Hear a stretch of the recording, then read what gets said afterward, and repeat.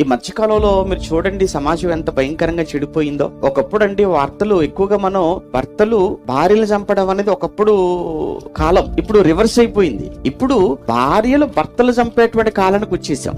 ఎక్కువగా మీరు చూడండి, ఎక్కువగా ఈ మధ్య కాలంలో మనకు వినిపించే వార్తలెల్లా ఎలా ఉన్నాయంటే చాలా భయంకరంగా ఉన్నాయి న్యూస్. అసలు ఏమండి ఇప్పుడు ప్రస్తుతానికి ఎక్కడ ఏదో మేఘాలయలో ఏమండి కొత్తగా పెళ్ళైంది 4వ రోజునేటండి, పెళ్ళైన 4వ రోజే భార్య భర్తను హనీమూన్ కు వెళ్ళిపోదాము అని నమ్మించి తీసుకెళ్లిపోయి ముందస్తుగానే చంపేటువంటి హంతకులతో మాట్లాడుకుని వాళ్ళకు డబ్బులు ముట్టచెప్పి ఏ అనుమానం రాకుండా లేకుండా ఎంత దారుణంగా చంపించేసిందో చూశారు కదా.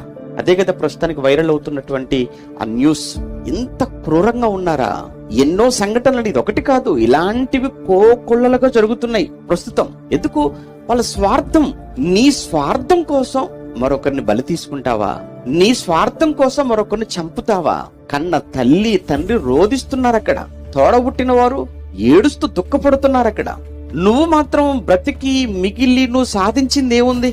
తీరా చూస్తే ముఖానికి ముసుగేశారు, చేతికి సంఖ్యలేశారు, తీసుకెళ్లి జైల్లో కూర్చోబెట్టారు. ఏం సాధించింది ఆవిడ చంపి?